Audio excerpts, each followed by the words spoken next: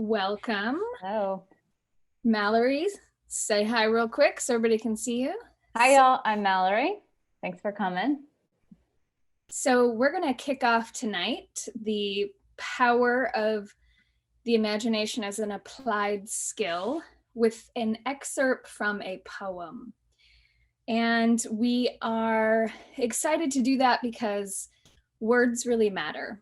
And tonight we want to start with words. And this is just an excerpt from a poem called The Power of Imagination by Margaret Cox. Let the rich imagination soar up to different heights. To the oasis of pure paradise, imagination can transport, and fear or sadness is replaced with lightness of thought. Knowing that colorful dreams can set your mind free, creating a place in your heart where happiness will be. The power of imagination. Welcome. Thank you for taking your evening tonight to be with us. And we hope to bring together each of you by the end of this 90 minutes together in conversation and fellowship around the power of the imagination. And with that, I'm going to turn it over to Mallory, and you'll learn a little bit more about both of us in a bit. Mallory. Thanks, Cindy. I always love kicking things off with poetry. It helps to kind of ground us in what we're all excited about, which is the power of imagination. We're going to share how we work with our imaginations in really applied settings. And so my whole arc tonight is really focused on how are you comfortable in rooms that normally you wouldn't be comfortable in. That's really vital right now. And so how do I get there, and how do I pump myself up to remember every single one of us have awesome, incredible imaginations that mean we should be in every room.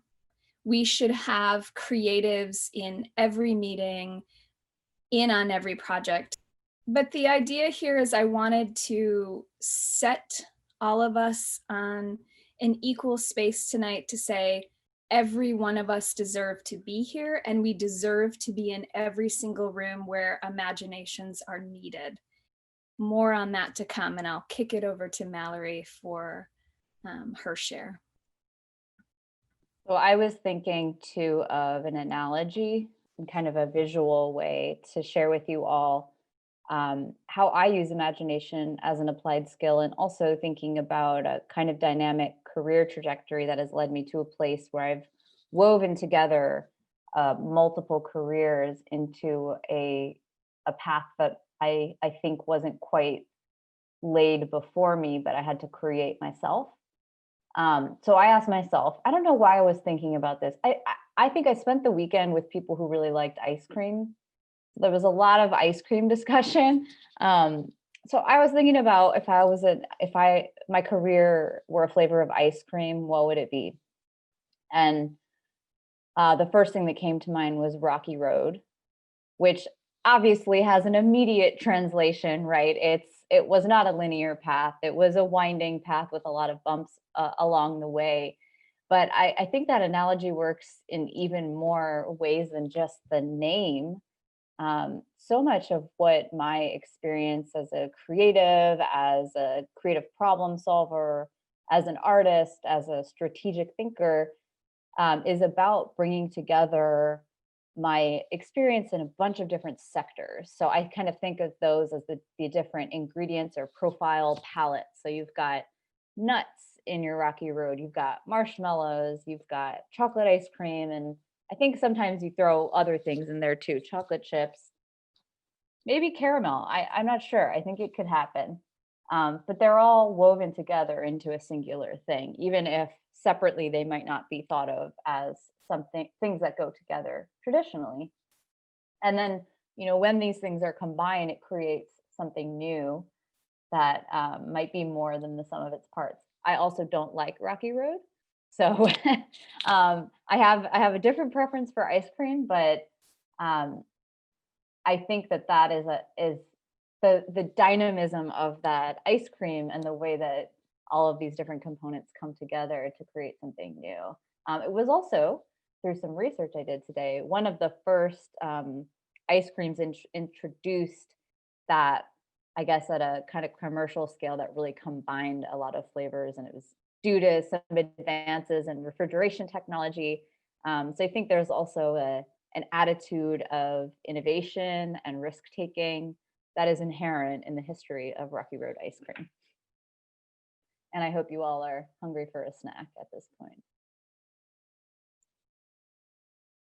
So from here, I am going to share a little bit about some of the experiences that I have had applying imagination in my work. So I'm going to share with you an experience. I'll kind of guide you through this experience, and then we'll do a short activity together. And then Cindy will kind of take us down another path. So that's what we're in store for next. So for this next section, I would like you all to imagine. And if it helps you to imagine yourself in this experience, maybe you close your eyes, maybe you turn your video off, maybe you just look at me. It's up to you, whatever kind of helps you transport yourself. So I'm sure we've all been in less than compelling meetings. This meeting that I'm in, that we're all in, it's a very large conference room. It's one long table and a lot of rolling chairs. They've got good foam padding. They're big rolling chairs. We've got a little buffet of some unappetizing snacks next to us, and some pretty burnt coffee and some styrofoam cups. And I enter the room, and I am a young artist of color. I'm a woman, and I'm in a room of a lot of folks that don't look like me, a lot of folks that are often who I see in power positions that don't look like me. And they're not dressed like me. So there are a lot of visual signals that I'm getting that, I'm perhaps a little bit different than this group, but I'm also aware that I was invited into this room and that I have done the work to be in this room. So I'm in this room, but it doesn't feel quite alive in the way that I want to be in a room, or how I want to bring a room with me, with my sense of purpose and my sense of possibility. So we're in this very traditional conference room. There are these snacks, there's some coffee, there are a lot of people that do not look like me, or if you're picturing yourself as me, you. We feel a little bit out of place, but we know that we have a reason to be there. And the meeting starts to proceed. One person has the mic most of the time, and we are talking about a very important project that is a community greenway that's going to go through the city that we all love, that we're very invested in. It's going to go through 30 neighborhoods. And this group of 20 of us, we get to make a lot of these big decisions about this greenway that is going to impact the economics of the city. It's going to impact people's access to mobility, to get to their school, to get to work, to enjoy recreation and clean air and leisure time and exercise. It's going to help connect neighborhoods that have been severed from each other. It has a really high impact, and the stakes are pretty, the possibilities are really incredible, the ways that we can help to heal this city that's been really fractured. And the stakes are also really high for us to do this just like every other project, and really not make this the full, holistic, imaginative transformative green way that it could be. So as this meeting is moving along and we're realizing there's really one person kind of holding the mic, maybe a few other people are invited to chime in. We're talking very abstractly about something that is really a very day-to-day lived experience of people in this place. As the artist, you start to get a little itch and you think, or the creative, you think, something is not quite right. Do I have the permission? Do I have the permission to transform this conversation, this brainstorm, and this meeting? And why do I want to do that? I want to do that because this is actually my superpower, that I have this ability to move people through a visioning experience of looking at a problem in a new way and really being brave and creative about how we solve it. And I also, why I want to do this is because I know that these stakes are high and I care about the people that they're going to impact and that those people are not in this room right now. So how does it feel in that moment to have that little itch, to have that voice inside of your head, knowing that there's a different way that we can move this meeting and this brainstorm forward that's not happening? And you have some ideas, you have some tools to do it, but you haven't been given that torch. You haven't been given formal permission. How does it feel at that precipice without being sure of if you're going to step over or stay back? And what does it feel like to then take the step over the edge, to transform that time together, that meeting? What does that look like? What it looked like for me in that moment, this was a real project that I worked on in my hometown of St. Louis, Missouri, which is actually where I'm sheltering right now. I live elsewhere permanently, but I'm here right now. What that meant for me is really actually radically transforming the way that we did all of our meetings around developing this greenway. We began to put all of our designs up on the walls and to draw on them and sketch on them. We opened up every session with a poem. So thank you, Cindy, for opening us up in that way. We developed an Artists of Color Council that we consulted as we thought through things like aesthetic and experience of space.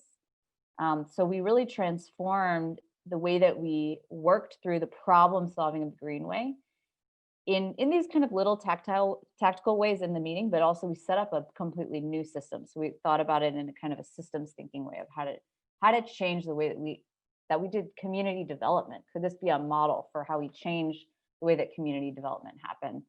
And so the two things that I want to kind of leave as nuggets of this experience that I had is that I really generally, in my application of my imagination as an applied skill, with my background as an artist, now working in a lot of community development, urban planning settings, generally in organizational development as well, is thinking about my superpower, your superpower, and then really understanding what is the North Star in the work that you do.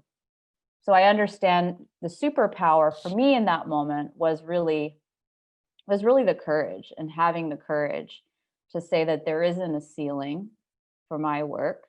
And then I'm going to have this internal dialogue. I'm going to have the question on the precipice. Do I take it to the next level? I may not have permission. Does that matter? What happens if I don't? And what are the stakes if I don't? And who will do it if I don't? And sometimes the answer to that is, this is not yours. Maybe I am building the bridge to open the door for somebody else. But that takes courage. So for me, my superpower is courage. And I want to invite you, as we move through our exercise after this, what is your superpower as a creative, as somebody who has a powerful imagination? are there instances in which you have felt that voice in the back of your head and you knew something was not quite the best it could be, and you had an imaginative way of approaching the situation or an imaginative idea? What is that superpower that you have of imagination? And then the question of a North Star: why are you in this room? Why do you do what you do? Why do you care about the things that you care about? And for me, I knew that my North Star was making sure that the people who've been left out of the benefits of the development in our city really got their fair shake and really got to reap the benefits of this project. I didn't want it to be the same neighborhoods as always getting the biggest piece of the pie. And I wanted the voices of those residents to be part of the conversation we were having at that big conference table with the stale nuts and coffee. So the North Star combined with that superpower really kind of pushed me over the edge to say, I feel confident and I have a reason. I have something that is bigger than myself, actually, to be moving towards and with. So for the next I think we have 15 minutes, actually. We have 15 minutes. Yeah.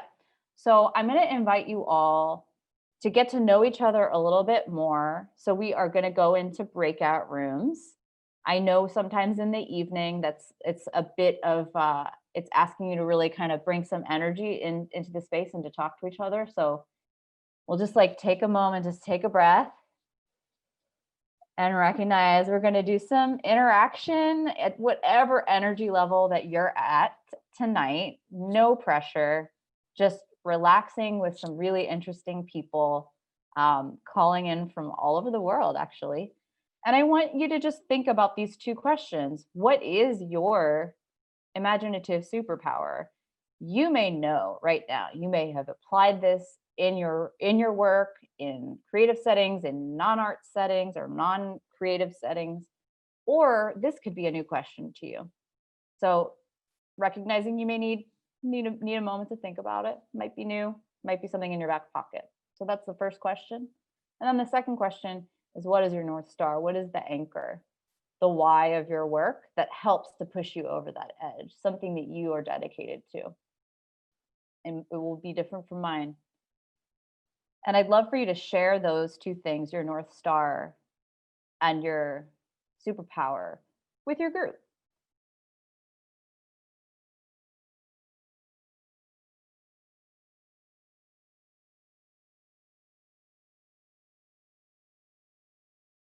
I just want to kind of ground us in a few final words. Just remembering that our superpower is really, it's our skill, it's our how, and it's often the verb. It's what we're doing with the North Star. So that is the skill. And then the North Star is really our why. And it helps to give us the motivation to be courageous and to do things that we don't think we have been given formal permission to do. Putting up reminders to ourselves about these two things is really helpful. And Julie, would you be so kind as to show us the reminders you just made? So she's got superpower and North Star post-its up now in her space. It's, these things can kind of dissipate from our vision sometimes when we get busy, when we feel pressured. So a practice or a visual reminder, if you're a visual person, that anchors you back in that can be really helpful. And then lastly, just give yourself permission to let your superpower fly once you've identified it. Whatever it is, maybe it's patience and listening. What does it look like to really lean into that 100%? And maybe it is courage, and it is your art form. What does it feel like to lean into that 100%, while also staying anchored in that North Star that will guide you and give you a sense of purpose? Awesome. Thank you for that, Mallory. The whole journey and the conversations were great, and we're going to visit them at the end so that we have more time to just have a deeper conversation, if desired, out of the piece that we just walked through with Mallory. So I am now going to take you on a guided visualization, but I want to express the North Star, if you will, of this visualization, which is I ask you while we go on this journey to think about all the times that you have felt that even though you knew your ideas and your imagination were useful and creative and helpful, yet you felt held back because you felt like you didn't have permission to be at a specific table or enter a specific room. So the journey I'm going to take you on is, what if you're in charge? Sometimes when we can see how easy it is to invite everybody into the room and just kind of walking through that experience, it can help us understand how we can show up more, raise our hands and say, I would like to be in this room, which those of you on the call who know me know that that's probably one of my other superpowers. Be careful, because I will show up. And part of the reason I do that and I show up in places that I have no business being, although I have every business being, because my imagination should be at those tables. Part of the reason is because what I do is construct ecosystems of humans. I build teams to make incredible things happen. And so being a team builder, I actually know how easy it is to not put together a comprehensive team, and how sometimes you're just rushing to get the job done and you don't slow down to take the time to really say, who all should be in this room? So this exercise today is to let you be in charge. You're now the bosses, and I'm going to have you walk with me on this journey. And then we'll go into breakout rooms again, and you'll actually construct together an imaginative team. So if you'd like to close your eyes, turn off your camera, whatever feels most appropriate, I'm going to take you on a guided visualization. Let's just take a breath.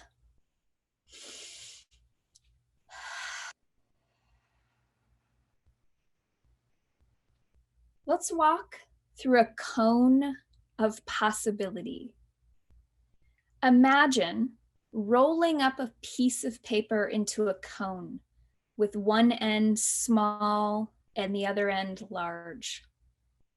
Our world is made up of many different variables that create a lot of possible futures and outcomes. So imagine yourself standing in present day. You're right here, right now, on this night, in your location. And you're standing at the small end of the cone you've created. Your lens is tiny, and your capacity is small because you are at the small end of the cone right now. And now imagine, step inside the cone. The cone is now as large as you, and you are standing inside, no longer peering into the tiny little end, but you're inside the cone. Now look out the wide end of the cone. What do you see out there? Look out over this horizon and let yourself imagine that this horizon that you're seeing at the wide end of your cone is actually more than a landscape, but it's a time horizon. So now we're going to step into the future. Time is a propulsion. You can use time to accelerate yourself via your imagination into the future to workshop how to begin to take steps on a project, an idea, a relationship today. So I'd like you to experience the propulsion of time. And now you are 10 years in the future. The year is 2030. You just received a call on your listening device, and it's NASA. They're calling you because they need your help. They need your help because they understand that your imagination and your ideas have solved incredible problems. Problems that you didn't even realize were noticed, that you have taken on scale and done something about. So NASA calls, they need your help. They're trying to figure out how to design a commercial space tourism program in lower orbit. That's right outside our atmosphere. They explain that they've moved from lower orbit out into middle orbit, and the International Space Station is now a hotel. So they need your ideas to build this commercial space tourism program. Here are a few key things they tell you. They say, there's no budget constraints, so don't even think about funding. They say, you have all the human resources you need at your disposal for any and all tasks. All human capacity will be provided. And they finally ask you,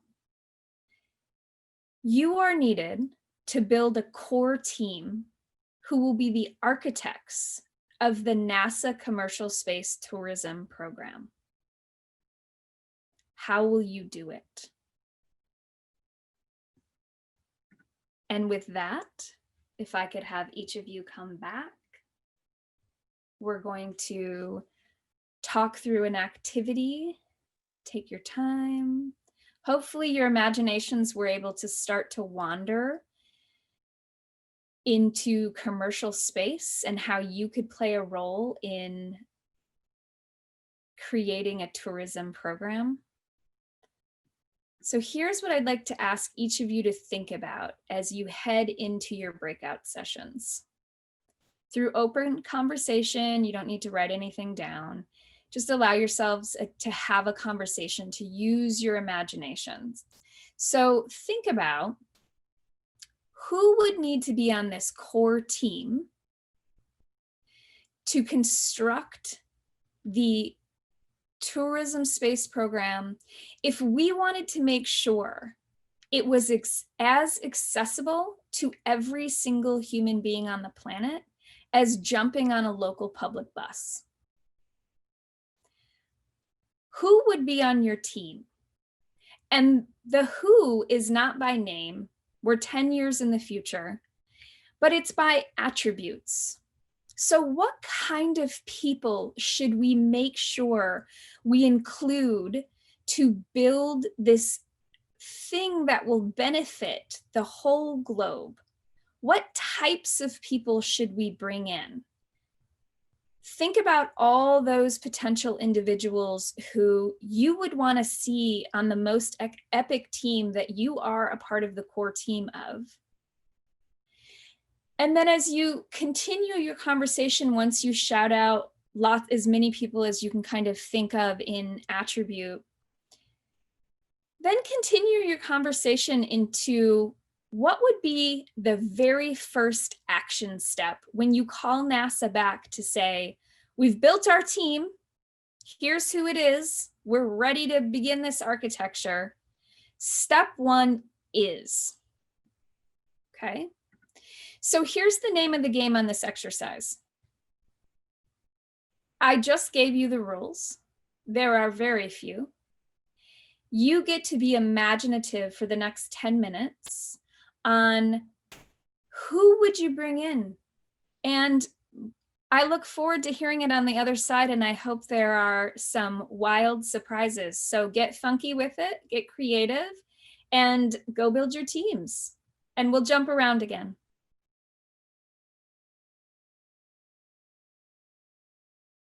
Okay, well, that was super fun to eavesdrop on and hear so many cool, interesting ideas.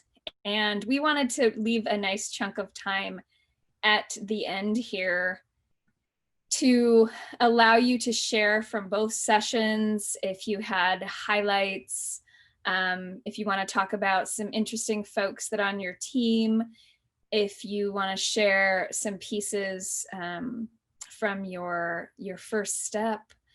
And we really want to just hold the next few minutes to be able to have that conversation and, speak up and share. And so anyone want to share something right away?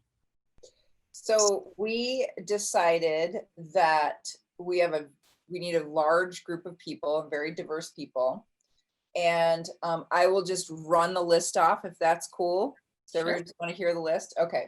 So we need an environmentalist. We need a marketing wizard. We need an actual wizard, because that's going to come in handy out in space. Along with that would be a Disney set designer, someone in hospitality coupled with a linguist, so we could get the conversation going across all cultures.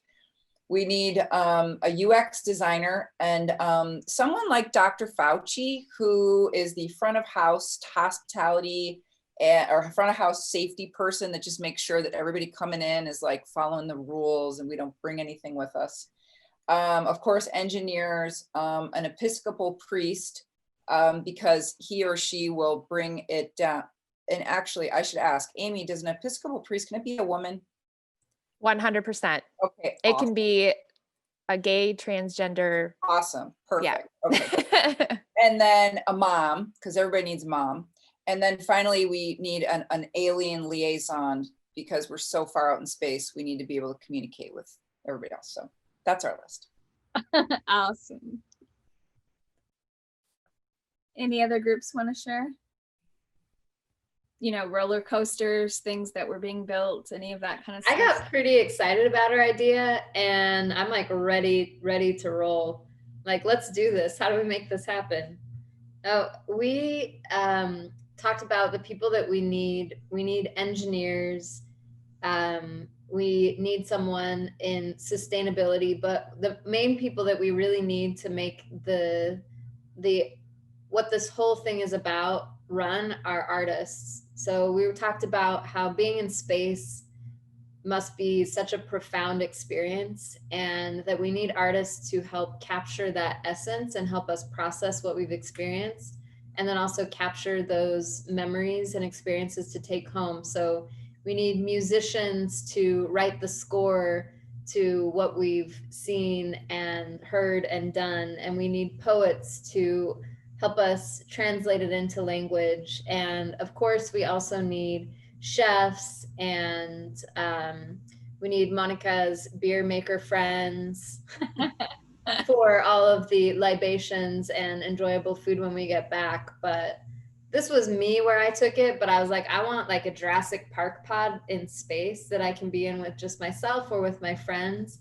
that I can just point in direction of whatever it is I want to see, because it's got a built-in telescope, and be like, I want to see this thing off in space. I want to see a black hole, and it will boop, boop, boop. So I'm ready for it. I love it. Anyone else in the other groups? Okay. Awesome. Well, we want to open it up to some additional opportunity for whole of group. If there are further things we can share out about times when we felt we weren't welcome in rooms, and how we've built our own permission slips to really show up anywhere, anytime with our own folding chair. Because the power of our imagination, that is our permission slip or our access card to get into any room. It is absolutely a superpower that you have a mind that creates ideas. And so Mallory, I don't know if you want to join something at this time, add on to that. But I would love to hear, and just unmute yourself, or you can put it in the chat, of either rooms you felt you weren't welcome in, what'd you do about it, or the way that you've given yourself permission slips to show up with your own folding chair. It's, for me, it was the point to really step over into like all out authority was when I recognized that no one else had any better ideas. I mean, way to step into your bravery and recognize so often nobody has a clue. And when someone is just willing to put themselves out there and say, I'll just say this, it's not going to hurt anything to say it. And oh my gosh, what happens if people tell you yes? Well, yeah. Yeah, I was going to say, and that can be a flip. So some of us can have times where knowing we might say yes could actually ignite something. And that can feel really scary and vulnerable. And then you got to follow through with it. So, you know, that's something to honor in yourself too, of where is your gauge of bravery and courage, and seeing where it's at and kind of moving incrementally might be the most beneficial thing you can do for yourself. Is not to go from I'm in fear to, you know, I'm building the space tourism program, but instead sort of look at it through a lens of how can I incrementally volunteer my mind, my imagination, and my creative ability into spaces that sometimes people may not have even thought, oh my gosh, right, we would push the needle in a really different direction if we had a creative mind. So with that, Mallory, do you want to add?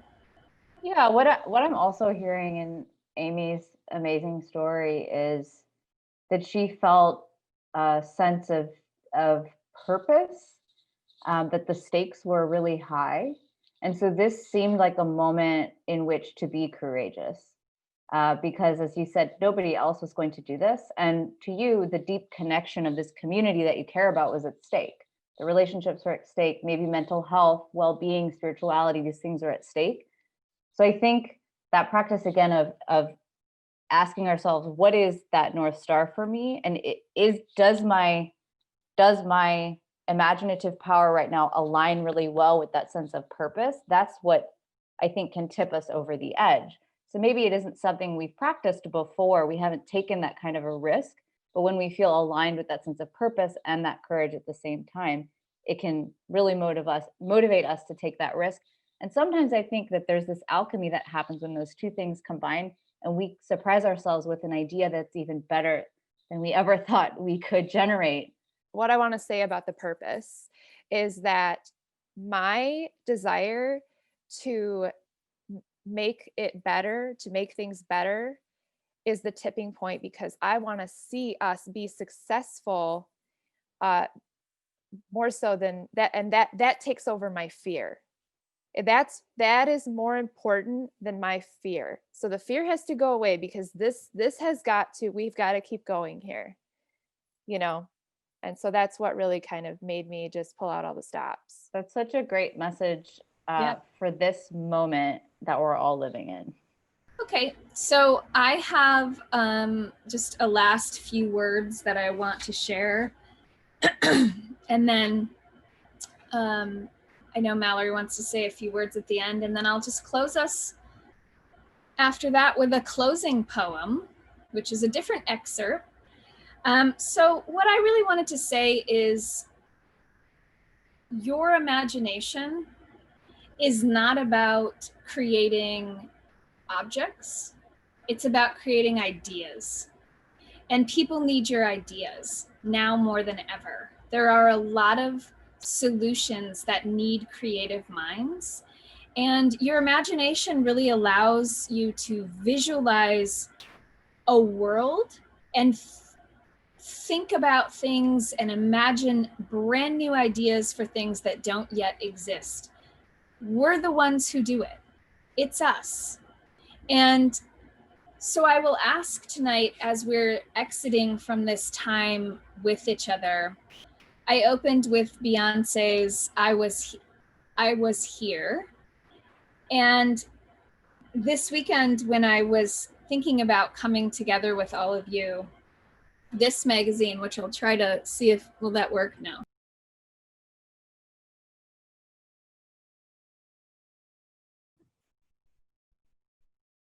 Oh, Cindy, you went on mute. I got all crazy with my hand gestures. So the cover says, Frank Lloyd Wright, I was here on Arizona highways, which I got in the mail this weekend. And I looked at it and I thought, this theme of we are here. This is our time. What will our impact be? So as we exit tonight, I would just ask each of you to think about your impact and how will you show up? How are you showing up? And how can you bring in new wild collaborations into things you're doing, big, small, scale of all kinds? And the gift of your imagination is needed. So I hope you will give yourself more permission than ever to show up in a space of bravery, to tell the fear to go away, because you have purpose. And the purpose collectively right now is fellow humanity. And this is the call. You are needed. I hope that you will consider in the future really seeing and honoring your imagination as a true applied skill that ought to be on your resume, no matter what your day job is. Mallory. Thank you, Cindy. I just want to add that we've talked a lot about bravery and or courage today, and also fear. And I just want to remember that as the creative person in a room that we may not be invited into, that everyone else in that room is having a similar experience around their own fear and their own edges and the precipice that they're looking at. So when somebody gives you the torch or makes a decision to bring you in a new way or to say yes to your idea, they're also at that precipice for themselves to take a risk and work with somebody new or do something they haven't done before. So we're all kind of on those precipices in the room together. And I think one of the gifts of creative people is to kind of coax people to that edge too. So you take yourself to the edge and your courage begets courage. So it is infectious and contagious in the room. So it's something to think about. I think is just, that is actually a superpower that creative people, everyone has. And so there's a chain reaction when that happens. And we're not working in just that isolated bubble of our own precipices, but we are kind of bringing other people to their own edge too, and then helping them peer across and see that there's another way possible. All right, I'm going to close us with a poem, and thank you again for gifting us this time tonight just to be together and to have conversations with one another, which a lot of us aren't able to do right now as much as we would like to. So it's a gift to give your time to each other, and I'm grateful. I know Mallory and I are really grateful that we were able to be here with you tonight. So with that, I'm going to give you an excerpt from another poem also titled The Power of Imagination by Katie C. There is one thing in the world I need, much more than any other, my broad imagination, with all its sights, smells, colors. In it resides 1,000 worlds, to explore at my endless leisure, any emotion at my disposal, the harshest pain or the grandest pleasure, through the power of my imagination.